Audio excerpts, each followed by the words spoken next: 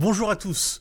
Quelques mots d'introduction juste pour vous dire que nous avons présenté il y a quelques jours nos perspectives de marché 2026 et que plutôt que de vous soumettre 1 heure et quart de vidéo, on l'a découpé en 6 parties. La première partie est consacrée à l'état des lieux des marchés en 2025 et surtout nos résultats des différentes stratégies dont nous vous parlerons et qui ont des résultats qui ont été vraiment exceptionnels. Nous avons fait, il faut le dire, une année qui nous a rempli de satisfaction. La deuxième partie est consacrée à la macroéconomie, à notre cadre de pensée, les chiffres qui nous paraissent importants, en particulier le marché de l'emploi, et expliquer pourquoi aujourd'hui on a une économie et un marché qui fonctionnent un peu à deux vitesses. La troisième partie aura vocation à vous présenter pourquoi nous considérons qu'il faut rester surexposé en action malgré les valorisations. La quatrième partie, on s'interrogera est-ce qu'il faut toujours acheter de la tech et on vous expliquera pourquoi il faut élargir son champ de pensée. Dans la cinquième partie, que vous regardez actuellement, on va parler de placement à la mode, l'or, mais pas que, également d'autres métaux précieux, et puis élargir sur des métaux industriels. Vous savez bien qu'on a été parmi les premiers à vous recommander d'acheter de l'or il y a plus de 2 ans maintenant. Le discours a un petit peu changé depuis le mois d'octobre dernier. Et ben on fera un point sur ce qu'on en pense. Pour finir, on parlera du dollar, des risques également qui pèsent actuellement sur les marchés. Et on voit qu'il se matérialise pour certains dès aujourd'hui. Et enfin, dans cette sixième partie, la synthèse. Je bascule sur les métaux précieux, mais pas que. On va voir, on parler d'autres choses. Là encore, mais quelle satisfaction. C'est vraiment presque pour ça que je fais ce métier-là, vraiment, parce que on vous a parlé depuis 2 ans et demi, 3 ans, vous l'avez revu en vidéo, de l'or, puis de l'argent et du palladium. Je vous ai mis là avec sur une période de 10 ans à peu près. Alors j'ai pas mis les légendes, mais je vais vous dire, ça c'est l'argent. Ouais, c'est explosif. En jaune, j'essaye de mettre en jaune l'or. Ensuite, ça c'est le palladium et ça c'est le platine. Finalement, alors aujourd'hui, schématiquement, qu'est-ce qui a été fait dans les portefeuilles? L'or a été fortement réduit, que ce soit en direct ou en mine, depuis le mois d'octobre-novembre. L'argent a été réduit au même moment et 3 semaines après, réinvesti et va être réduit dans les prochains jours. Et le palladium est conservé. J'ai voulu comparer le Nasdaq et les mines d'or. Et vous voyez, depuis début 2024, je m'interromps juste une seconde pour vous rappeler que bien entendu, vous pouvez vous abonner à notre chaîne. Vous pouvez également commenter. Vous pouvez vous inscrire pour participer en direct au prochain webinaire. Et évidemment, partager la vidéo si vous l'avez appréciée avec ceux que vous aimez. Et puis si vous ne l'avez pas appréciée, vous pouvez la partager avec ceux que vous n'aimez pas. J'ai voulu comparer le Nasdaq et les mines d'or. Et vous voyez, depuis début 2024, à quel point, malgré ses bonnes performances, le Nasdaq sous-performe les mines d'or. Ça veut dire que si vous avez... Je vais essayer de tirer un trait horizontal. Je ne sais pas ce que ça vaudra, mais l'idée, c'est qu'il soit horizontal. Ça veut dire, à chaque moment où vous avez investi au-dessus de ce trait-là, vous avez fait mieux avec des mines d'or qu'avec le Nasdaq. Grosso modo, si vous avez investi après 2018, vous avez forcément fait mieux avec un ETF mine d'or qu'avec un ETF Nasdaq. C'était pas le cas ici. Qu'est-ce que ça veut dire? Pour moi, ce graphique valide notre méthode. Méthode de prendre des actifs qui sont délaissés, de comprendre leur moteur, d'anticiper un environnement plus favorable et de se positionner et d'être patient et d'être constant. Une des raisons pour lesquelles on a allégé l'or, c'est notre dimension fractale. Je vous refais pas le webinaire du mois de novembre dernier. Pourquoi on n'est pas totalement sorti de l'or? On aurait pu, on n'est pas marié avec. Quand on analyse la phase précédente haussière de l'or entre 2000 et 2012, on voit que, alors, ça ne veut pas dire que l'histoire se reproduira exactement de la même manière, mais que la première phase de hausse de l'or, elle se fait avec une surperformance des mines. En bleu, vous avez la performance relative des mines par rapport à l'or, et en jaune, vous avez l'or. Et que là, la surperformance des mines par rapport à l'or vient de débuter cette année. C'est très récent.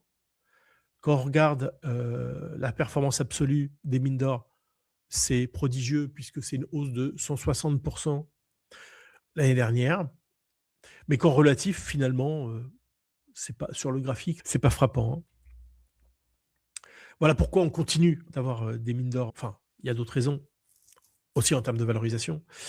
Mais attention, hein, c'est un secteur qui nous a habitués à une très grande volatilité et à des périodes de baisse très violentes. Donc, il faut savoir être raisonnable, hein. Un mot, même deux, trois mots sur l'argent.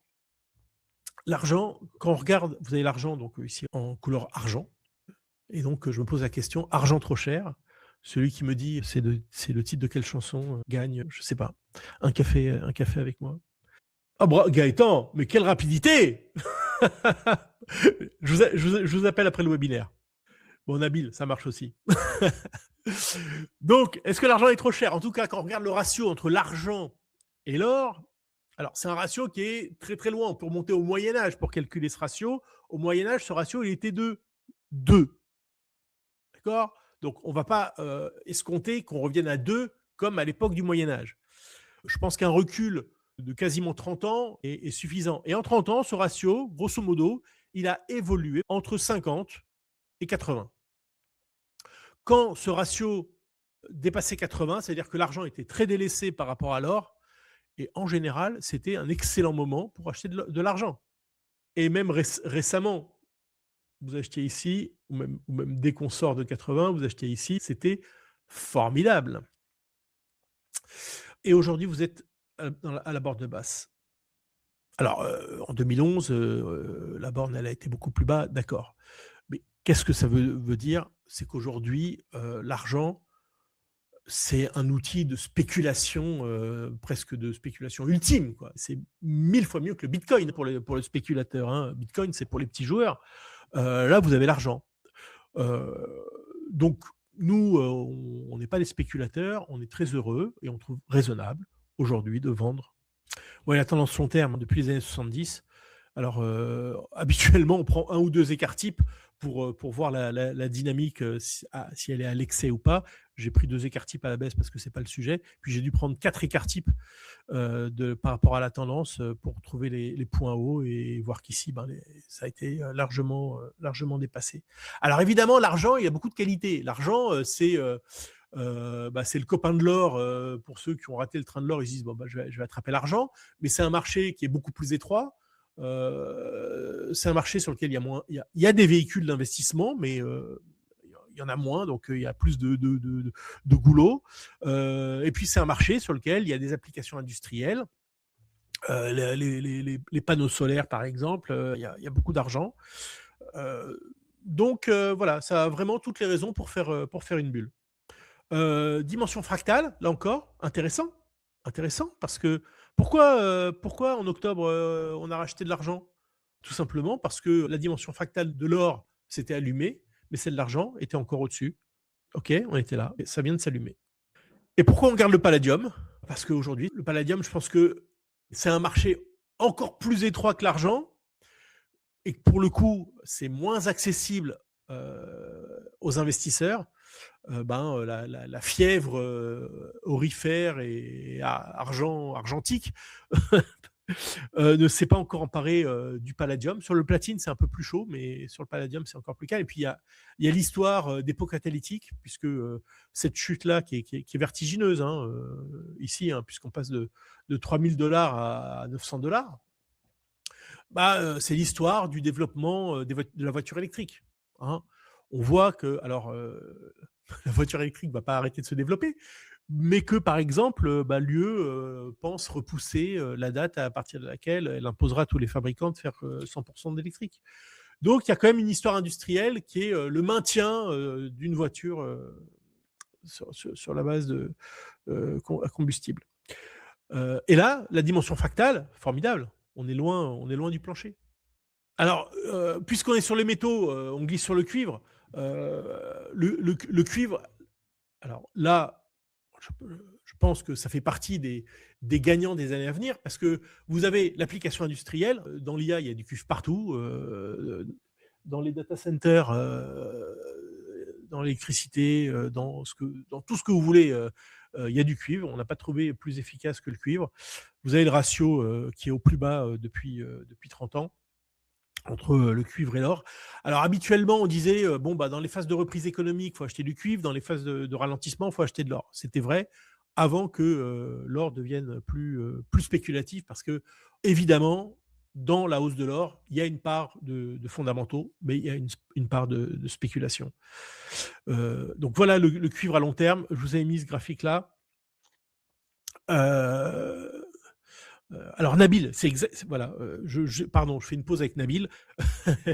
Nabil, c'est exactement pour ça qu'on va faire des webinaires en petit comité, où effectivement on donnera des ETF concrets. On vient de sortir. Vous vous souvenez, il y a 2 ans et demi, je vous ai dit l'or, on était à 1900 $. On est en train de sortir d'une zone de consolidation. C'est le moment, il faut y aller. Le cuivre, je vous en ai parlé il y a 1 an et demi. On sortait pas encore, on était là.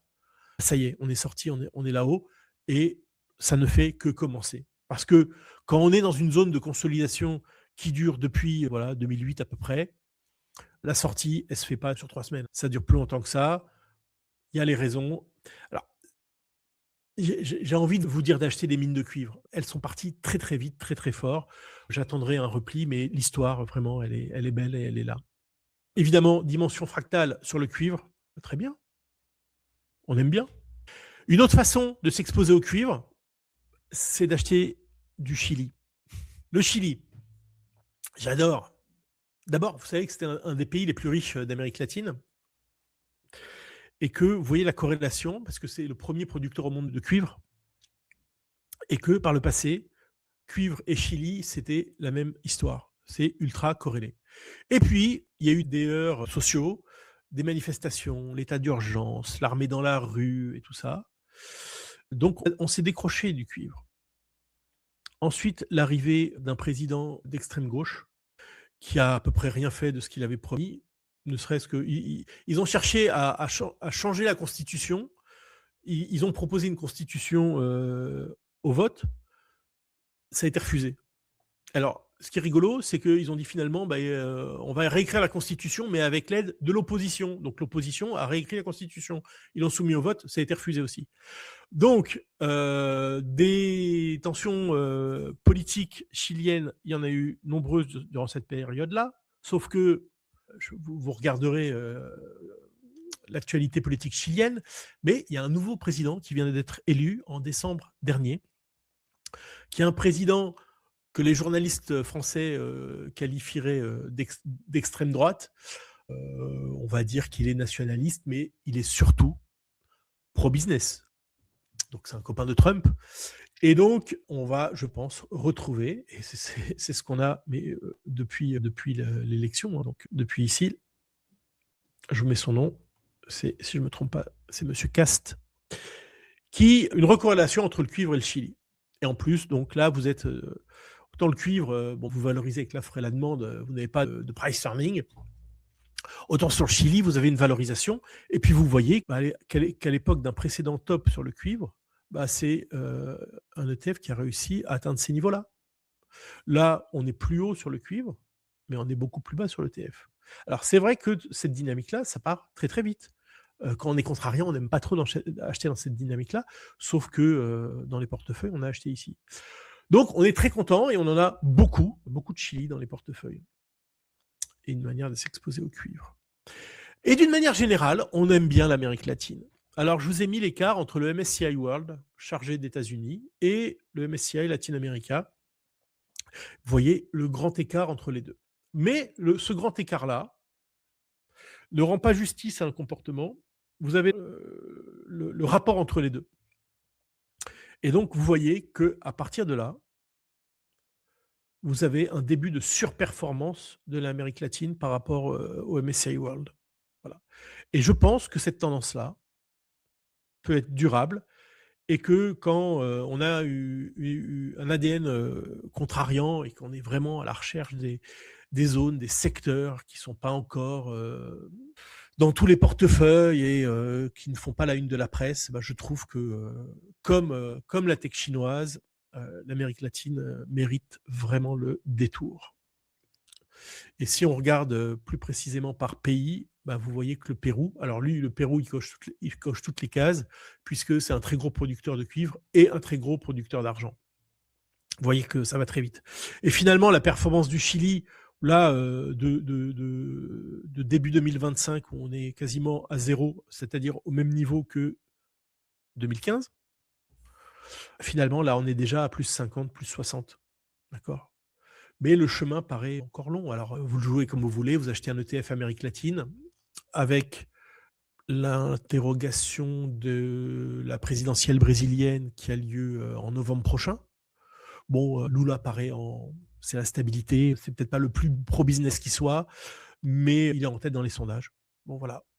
Peut-être qu'il y aura un effet Lula à l'approche de l'automne. Ou vous achetez un ETF, pourquoi pas. Je trouve je voulais pas préparer, hein, mais graphiquement, le Mexique, c'est formidable. Et le Chili, j'adore. Parmi, ça va vous accrocher. Je vois que vous êtes encore nombreux. Hein. Je vois que personne n'est parti. Ah, bravo. Je vous l'ai dit, parmi les actifs sur lesquels on a redistribué les ventes d'or et de mines d'or, il y a les matériaux de base. Et ben voilà, je vous cite un ETF un peu en avance. l'iShare Basic Materials, où on voit la dynamique de révision des bénéfices en forte hausse, et on va atteindre une croissance des BPA, des bénéfices par action, qui va être quasiment celle de la tech. Donc je trouve ça formidable. Et là, alors, là encore, on en a acheté ici, d'accord, puisque ça correspond grosso modo octobre-novembre à la vente des mines d'or. On trouvait ça juste formidable comme structure graphique, et boum, c'est parti. Et donc ça aussi, ça explique les performances au-dessus de 40% sur nos portefeuilles. Donc c'est pas juste de l'or. Le petit disclaimer pour dire que ceci n'est pas du conseil en investissement. Partagez les liens autour de vous à des personnes qui sont intéressées par l'investissement, à des confrères, si vous êtes conseillé. Et je vous souhaite un très bon week-end. Ciao, à bientôt.